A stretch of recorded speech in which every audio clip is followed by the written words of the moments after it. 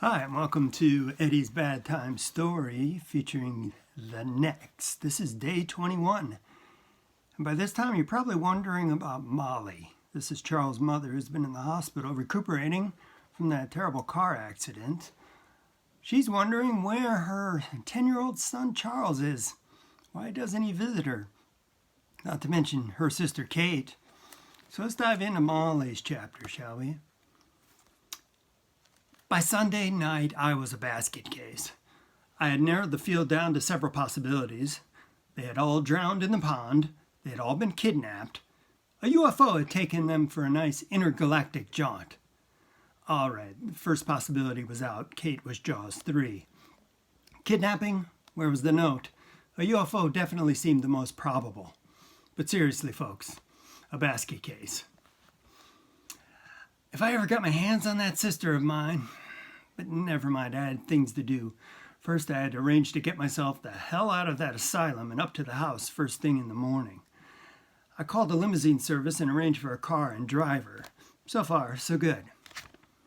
Several hours later, I was sitting in the back seat of a black caddy being driven at gargantuan expense to Tara.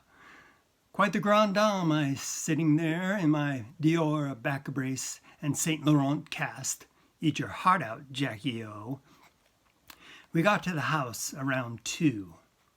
Of course, the place was empty and messy, I noted, hobbling into the living room.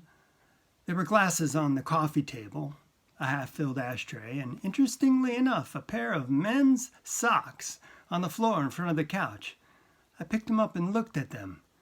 So Kate had a friend in, huh?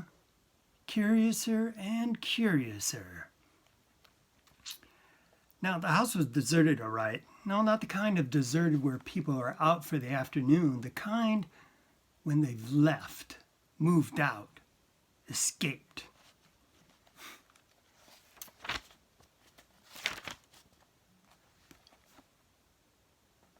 Let's see. Then I saw something on the other chair. Something I hadn't seen before. Road maps. Aha! Evidence. I perused. Connecticut, Massachusetts, Maine. I opened Connecticut first, being the thorough detective I am. Somebody had traced a line through various highways. Mystic, Clarksburg, up and across the map. I opened Massachusetts. Another route traced. One in Maine, too. Somebody planning a trip? Was that all it was? A nice little family excursion? Bull. Kate knew I was getting out of the hospital today. Besides, Sissy wouldn't have taken those damn pictures. Oh boy, what the hell was going on? Don't lose your nerve, Molly, old girl, I said to myself out loud. Just keep talking yourself to the little men in the white come and cart you away. At least then you'll have company. Jesus H. Christ. And I gave in and I cried. Later that night, lying in Kate's bed, I had this lovely little fantasy.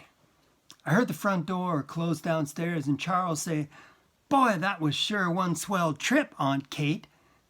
In my head, I left the room and went to the top of the stairs.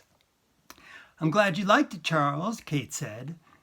"And wasn't the Mystic Museum educational?" "Fascinating, too," he answered. "I'm glad I brought my pictures," Sissy said, holding them proudly in front of her. "They sure kept me entertained." "Hello, everyone," I said from the imagined staircase. "Better late than never." "Mommy, sweet Mommy," Charles shrieked and ran to me, planting one on my cheek. "But Molly, you weren't supposed to get out of the hospital until next Monday," Kate said.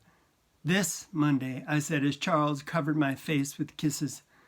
"Oh no, how could I have made such a terrible mistake?" Kate said, running up the stairs to me. "I'll make corn fritters and banana bread this minute," Sissy beamed up at me. "We'll have us a real homecoming party." Somehow the little scene made me feel even worse, and I reached for not one but 2 Demerols. Hell, I'd have my own little homecoming party. We'll be back next time for more of The Next. Thanks for joining.